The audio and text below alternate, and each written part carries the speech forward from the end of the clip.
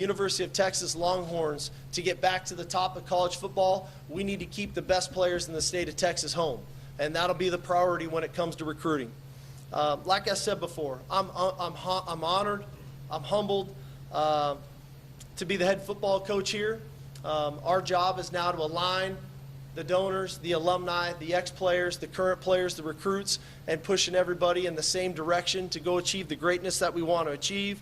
To Longhorn Nation, it's time to go to work. And clearly, you guys have probably seen my mantra. This work will be all gas and no brakes. We will go to it full-fledged. We will lay down on the hammer and go get it. But at the end of the day, to put on the burnt orange and white and to represent this great university in the great state of Texas is one I don't take lightly, and we will go for it to the highest level. Hook 'em.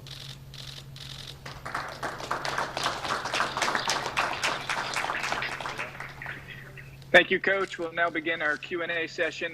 Remember, guys, use the hand raise function if you have a question, and please limit your questions to one at a time so we can get through as many as possible during the time we have for the press conference. And we will go ahead and start with Cedric Golden. Hey, Steve.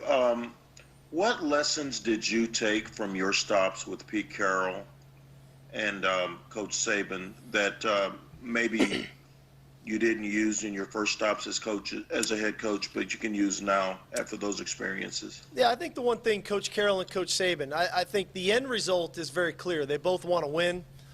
They both want to develop young men into grown men. I think they have the best interests of their players at heart. But the one lesson I got out of it was they did it their own way. We all see Pete Carroll on the sidelines, the fun, energetic, upbeat personality that he has.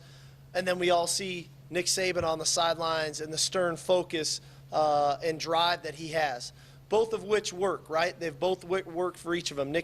Pete Carroll's a national championship in college, Super Bowl champion in the NFL. Nick Saban, arguably the greatest college football coach of all time, 7 national championships, both of which work. And what I got out of it was you gotta know who you are, you gotta have a belief in who you are, and you have to stick to your beliefs. Neither of which wavered for those guys. I think it took them some time to figure out who they were. Clearly, I've had that time to do that, and I think once you can put those principles in place and stick to your guns, and it's not one year we're this, the next year we're that, you believe in who you are. And at that point, then you start to build your program. And I think those two guys actually showed me 2 different ways of doing it, both of which were effective. Dennis Dodd, go ahead. Hey, Sark, congratulations. Thank you. As good as your offense is and has been, I wonder how much time you spend, staying up at night wondering how I stay ahead. Is someone going to figure this out someday? Not just you, but everybody who runs spread RPOs. Will defenses ever catch up to it? Well, it's funny you say that, Dennis, because it's really been an evolution for me. I believe you have to remain on the cutting edge. This is not something where you can just say, hey, rinse and repeat, we're going to do the same thing again. We're always trying to find a new way to do something. We're always trying to find a new wrinkle. We're always trying to find a new formation, a motion, a shift, a personnel grouping. And at the end of the day, hopefully we do stay one step ahead. And, I don't like to, I like to think they're trying to play catch up to me. Clearly, that's the challenge, especially when you're taking over a new program, because you have to, install a new system to the players here. But not only you install a new system, everybody's studying my tape for the last 2-3 years. And so we're not only installing a new system, but we're building on that system. But I think it's a fun system, and I think it's exciting. And I think the players will really, enjoy being part of it because of the wrinkles and the nuances to it. But ultimately, success is needed, right? Success is needed for these players to buy in, and it's going to be critical that we have some. Chuck Carlton, go ahead. Yes, I was curious from last night's championship game, in terms of building momentum, could you have asked for anything more in terms of an advertisement of what you want to bring to Texas? And what kind of feedback just in the last 18 hours have you gotten since then? Well, I think, clearly I was excited for our players at Alabama. I would be remiss if I didn't say that. Those kids put in a lot of hard work. And again, I'm a believer in the success of our players. And so that piece is first and foremost. But for us here at Texas, I think it generated a lot of excitement. I think it generated a lot of excitement from a recruiting standpoint. I think it generated a lot of excitement for our current players on our roster. I think we felt that, and I think it generated a lot of excitement from donors, alumni, fan base. So all in all, there's some excitement there. Now it's our job to capitalize on it, continue to build on that excitement, so that flame doesn't fizzle out. We need that flame to continue to burn with the excitement about Longhorn football. Roger Wallace, you're up. Coach, I'm curious your emotion, because you've had this unique gap between being named head coach, going back to work to Alabama. You said last week you didn't have to be a head coach again. It had to be the right situation. What are the emotions now that it's so real and you're standing here? For me, the emotions are, like I said, I think, one, I'm humbled, I'm honored. The old adage is you've never really coached until you've been fired. And when you experience that, I think that you go one of two. A lot of coaches go one of two ways. And it really drove me just to be the best coach I could be. I wasn't worried about if I was ever going to be a head coach again. I just wanted to be the best coach, the best version of Steve Sarkisian every day. Like, how could I get better? How could I get better? Is there a better way to run this play? Is there a better way to install this play? Is there a better way to recruit? I just kept looking for ways to get better and better and better. And then ultimately it was, now all of a sudden there are some opportunities to become a head coach again. And I had to take a step back and say, if I'm going to do this again, I want it to be right. I want it to be the right situation at the right university with the right people. And there was a lot of no's, right? There was a lot of no's. And then when Texas called, it was like, well, wait a minute. That one's a yes. This is a yes. This is what I want to go do. This is a tremendous opportunity. And I feel probably more excitement, but yet ready to go to work. I'm still, this isn't a destination day for me. This is kind of a stop on the road to say, okay, this is where I am now. But the same mindset's not going to change for me. We got to keep going to work. And that's why I use the adage, all gas, no brakes. Like, we got to keep going. We've got to keep going. I want our players to feel that mentality that this isn't a destination day, that, okay, now I can relax. I'm the head coach at Texas. This is, all right, here's an opportunity day. Now what are we going to do with it? Brian Davis, you're next. Hey, Steve, congratulations on last night. Thank you. There are players on this roster, and there are players all over Texas, recruits all over Texas who watched that game, and they probably thought, I can be the next Najee, I can be the next Devontae. What do you want them thinking about your program and Texas football going forward? Well, I think, when you see those types of players, I think it's always good that we have goals and aspirations, and I can fit into a system. It can look like that for me. All of those are great. But then we have to scale it back and go back to the process of it all. How did those kids get to that point? And that's what we have to instill in the kids here, whether they're currently on our roster or the ones that we bring in, that, yes, we all have goals and aspirations of things we want to achieve and what we want things to look like. Now we got to peel it back and say, okay, we got to go to work. And this is how the work we need to put in to get to that point. And when you can focus on the task at hand, knowing that is still out there for you, but yet this is what is important today, and today is the most important day, that's when we're really gonna capture our players. And when we can get to that point and capture our players to today is the most important day, be the best versions of ourselves today, regardless of what the drill is, regardless of what the tempo of the day is, regardless if it's a workout in the weight room or if it's study hall or class or community service, that is the most important thing for the day, because those things will add up to who you are from a character standpoint. And at the end of the day, your character is what's going to stand out. And I think, we're going to have to instill that. And I think there's a lot of that already in this program. Now it's our job to continue to build upon it and continue to develop the players. Anwar Richardson, go ahead. Hello, Coach. Congratulations again on the win.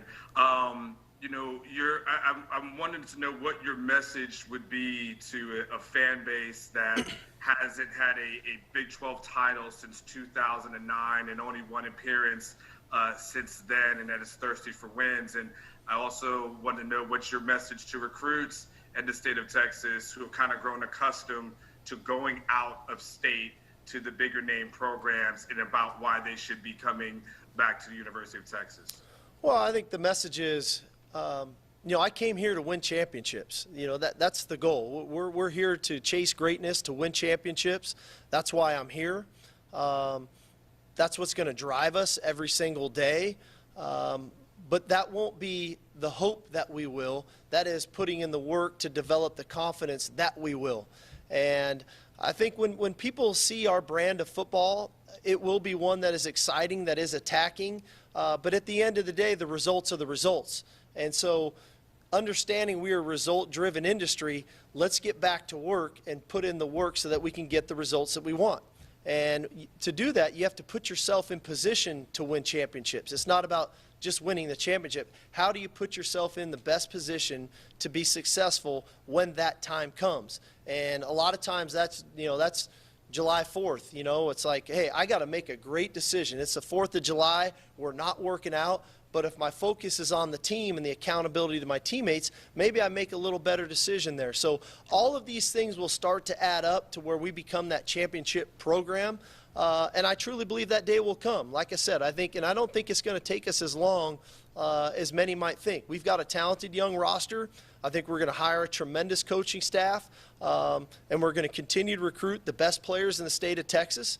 And I think as we start to look back and they see our brand of football, they see the type of team that we have, the close-knit camaraderie that our team's going to have, the way our team works, and then what we put on the field, people will want to join this. I promise you that. People are going to want to be part of this program. We've got tremendous facilities. We've got great support from our fan base. And at the end of the day, this is the University of Texas, and people are going to want to be part of it. Bob Ballou, go ahead. Hey, Coach, welcome to Austin. You've thrown for more yards against Texas A&M in a game than any player ever has. I'm curious if you could take us back to that game in 1996 and just what you remember from it. And then second, how did John Featherstone get you to quit baseball and play football? Well, I'll probably go with the John Featherstone story first. I literally was a baseball player. I just transferred back from USC. I was in a health class, and man, I couldn't hit when the ball moved. I could hit it when it was going straight. I didn't hit it very good when that thing started moving, whether it was a curveball or a slider. He just got me to come out, and I was down on the depth chart and just kind of worked my way up. But we had a tremendous bond. He's someone who has definitely impacted my life. So that was a tremendous moment thinking back on where my life is today. None of this would have ever happened if it weren't for John Featherstone. That game in 1996, the Pigskin Classic against A&M, was just one of those moments. We thought we had a pretty good football team. We thought we could throw it around a little bit at BYU with Coach Edwards. Clearly we did that day, and had to come up with a couple big throws there at the end of the game and a couple big plays by wideouts. But oddly enough, that year was unique that we ended up beating A&M the first game of the year, and then winning the Cotton Bowl here in Texas. So looking back on it now, it's exciting to think that, wow, here we come full circle, being back in the great state of Texas. Chip Brown, you're up. Hey, Steve. I used to do a radio show with Sean Adams, who I know is a friend of yours and is looking down happy for you today. But I wanted to ask you, how are you a better leader of young men right now than you were as a head coach previously? Well, I think clearly, when you go through adversity in life and you have perseverance, and you have real life examples of what perseverance looks like, and then you're willing to share those with young men, that they can say, this guy's real, man. This guy's authentic. This guy's telling us real life things about, hey, here's a way to go about it. And my job ultimately with these guys is to just show them a better way, show them a way where they can continue to grow, because they need the guidance. They need the leadership. And like I said, at 33 years old, taking over a program, I'm laughing now, thinking back. how was I even ready at 33 to go do that, you know? And you do it to the best of your ability. And at that time, I inherited the University of Washington, and they were 0-12 the year before, and we ended up going to 4 straight bowl games, you know. So a lot of which I did at that time was the right way of going about it. But I think back more so now at I would do that differently. I would have done that differently. I would have handled that situation differently. So just through experience, you know, through perseverance, because ultimately, you know, the game of football is about perseverance, and especially in this day and age of college football with opt-outs, with transfers, you know, this is the idea of persevering through difficult times is not at the forefront of a young man's mind right now, and we need to instill that back in them because that is the game of football. I likened to the last night's ball game, the third drive of the game, sack fumble, it's a turnover. Ohio State ties the game up 14-all. I would say 2 years ago, I don't know if Mac Jones would have responded the way he did to come back out and lead us right back down for a score. So the perseverance that's needed in-game in football, I think we learn how to do that off the field in life. And so those are the things you lead as a leader of men. Kirk Bowles, go ahead. Yes, Steve, other than that Cotton Bowl game, you don't have a lot of Texas connections or roots. What have you been told about maybe any do's and don'ts about being the head coach at Texas so you don't repeat any mistakes others have made? Well, I know not to go thumbs up, and it's hook 'em. I know that much. So let's start with that. And I know it's Texas first before the other school. So those two things jumped out at me today. But, you know, more importantly is I think it's about developing relationships. And I don't know, I don't mean to speak, you know, like I'm sitting here patting myself on the back, but I really try to develop authentic relationships with people, whether it's you all in the media, whether it's our players, whether it's recruits, whether it's our administration, whether it's our donors. Because I think when people find out you're authentic, you know, I could be from Mars, but at the end of the day, I'm an authentic guy. I want to get to know you, and I want you to know me. And through that, that's how you can kind of build people and bring people in and build your program. And so I'll get connected, and it's not going to come overnight, but I'll get connected, and we'll develop those relationships that are needed. Jeff Jones, you're up. Coach, welcome to town. Thank you. You mentioned a few times about the talent on the roster and how the talent currently present is good enough to win a few games. What excites you most about the talent that is currently here? Well, I think clearly there's a lot of speed on this roster. This is a young roster. It's got a lot of speed. It's got a lot of athleticism. You know, as we start to really dig into the roster and the roster management, we got to make sure that we have appropriate scholarships in place at the specific positions that are needed for our schemes. But just looking at it from afar initially, watching a few games on TV, talking to some of the kids now. I've been able to talk to a few of the players on the team here for the last week or so. We've got a talented team. We've got an athletic team. We've got speed on this team. We just got to make sure we've got the right pieces in place at the positions we need to make sure that we can go where we want to go. Nick Moyle, you're up.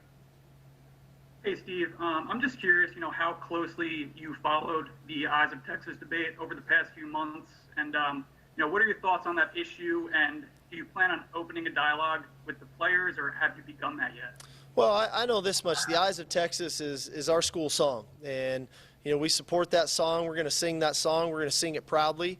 I think when I come into the fold, I think any talks that need to have, whether it's about the Eyes of Texas or any other issues that come up, I think it's having the discussions. We can't put our head in the sand and act like things aren't happening. We have to really have those discussions with them and educate our players to make sure that we're all on the same page and understanding that. I think sometimes there are tough discussions that need to happen. You know, without speaking too candidly, we're living in a country right now where there's some turmoil going on. But as long as we can have those discussions and be on the same page, we can do that. As it pertains to the Eyes of Texas, man, that's our song, and we're fired up to sing it. Mark Rosner, you're up. Steve, you mentioned opportunities you've had. Was eventual successor to Nick Saban one of them? And if so, was that tempting to stick around? Well, I don't ever like to, talk about specific opportunities that have been before or may have not happened before. I do know whoever replaces Nick Saban's got a tall task in front of him. You're talking, like I said, about the greatest college football coach of all time. This guy has done it better than anybody. He's a leader of men. He develops young men. There's so many attributes you could say about him. So if that opportunity would have presented itself, clearly it had been something to think about. But, we're at a point now where I'm the head coach at Texas, and I'm fired up about it. I'm pumped about it, and couldn't be more proud. Stephen Wagner, go ahead. Hey, Coach. A few players have already spoken out publicly about wanting to keep certain assistants from the last coaching staff. How much influence will player opinion have on your decisions hiring or choosing to retain coaches on this new staff? I think generally speaking, anytime there's a coaching change, there's mixed emotions, right, for players on a roster. Some feel one way, some feel another way. And I think my job coming in now as the new head coach is to make sure we're assembling a staff that has the best interests of our players at heart, whether that's from a developmental piece, from a relationship piece, whatever those things are. And we'll clearly convey that to the players of why we did what we did with our staff and the direction that we went in. It is truly for the betterment of them, at least in our opinion. And now those relationships that are needed, that need to get built between coaches and players, they'll get built. And some of which coaches from the previous staff will be on the staff, some of which will be coaches from the outside coming in. So I think assembling a staff is like forming a jigsaw puzzle, and there's intricate pieces that need to get put in place when you start thinking about recruiting, when you start thinking about development of players, when you start thinking about calling plays on game day. There's a lot that goes into it. When you start thinking about the culture you're trying to build in your building, there's a lot that goes into it. And I think our players will understand that over time, but I recognize when some players want to keep a coach. There are mixed emotions that go into this thing, and so it's our job when we do assemble our staff and get everything in place to present these guys in the best light, and then it's everybody's job to be open-minded, to develop the relationships needed to grow. Got time for 3 final questions. We'll start with Jeff. Hey, Steve, in regards to hiring a defensive coordinator, not necessarily, odd front versus even front or things like that, but stylistically, philosophically, what are you looking for in that position to play the kind of complementary football with your offense that ideally you want to play at Texas? Well, I do have definitely an idea of how I want defense to be played. I've talked about being an attacking defense. I think you can't play defense on your heels. You have to be the one that is attacking the offense. You have to make the offensive players, the offensive coaches on the opposing teams feel uncomfortable, and we have to generate that. But college football is a unique phase right now with what's happening from an offensive standpoint. And so when you start talking about, minimizing explosive plays, stopping the run, creating turnovers, getting stops in the red area, affecting the other team's quarterback. There's a lot of bullet points that you start to get to. But for the most part, you got to be able to attack the opponent. You need to make people uncomfortable. Our job is to keep them out of the end zone. Our job is to go attack the football on defense. And so how we get to all that specifically, to your point, yeah, we'll figure all that out. But there is definitely a brand and style of play that we're looking for. Max Olson, you're up. Hi, Coach. I know the motto is all gas, no brakes, but do you hope that people have reasonable expectations and a little bit of patience with this process, or are you good with the hype? Well, I mean, I think anytime you make a change, it's like signing date in recruiting, right? Everybody just signed the best class in the country. Nobody ever says we didn't sign a good class when it comes to recruiting classes. Everybody spins it, But so at the end of the day, the hype is good. I think the hype is great. But we need to go back to work. We can't live in a fantasy world and what it's going to look like, I think President Hartzell said 265 days from now. It is what are we going to put on the field? What is the product that we put on the field? And so that takes the daily work. And so, again, we all want goals. We all have aspirations. We all want to win. Now we need to go to work. And I don't mind the excitement. I think it's great for the University of Texas. But for us internally, it's about putting in the work so that we can get the results that we want in the end. Eddie Clements, go ahead. Coach, welcome to Austin, and we're glad you're here.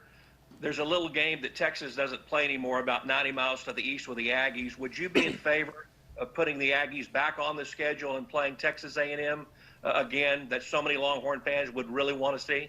I would love to play that game. I think it'd be great for the state of Texas, but look forward to it. Joe Cook, go ahead.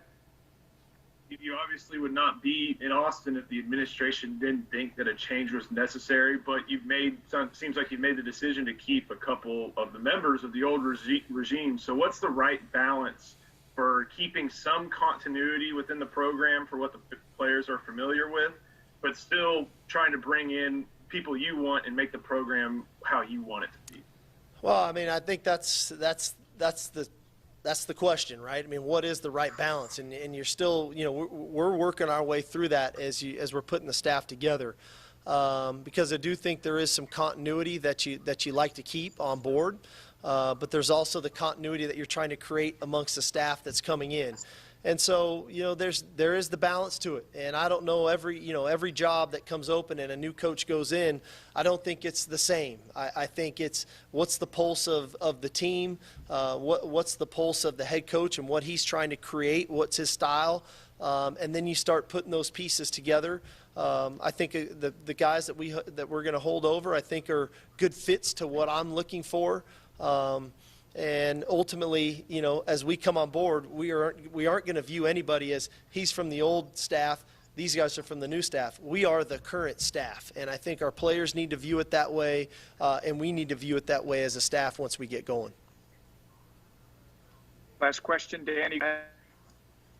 Steve, how confident are you that you can install both your culture and your system during an off season that I'm sure is going to have some fluidity as far as dates and what you can and can't do? I'm very confident.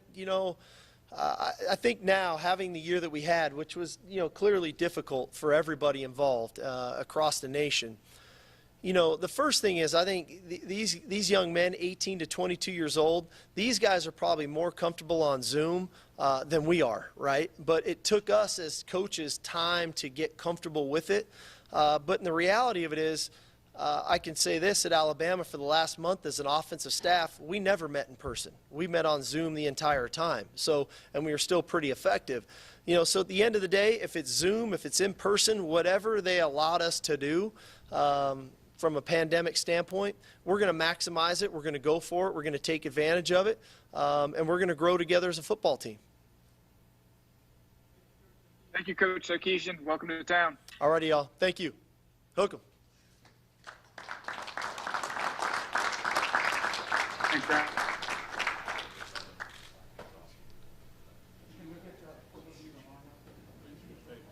Chairman, President.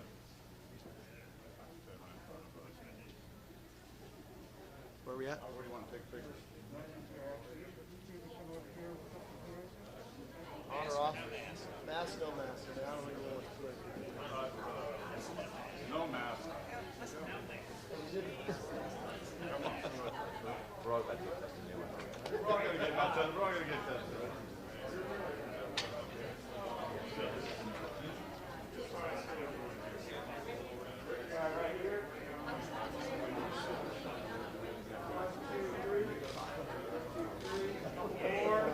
Keep that smile.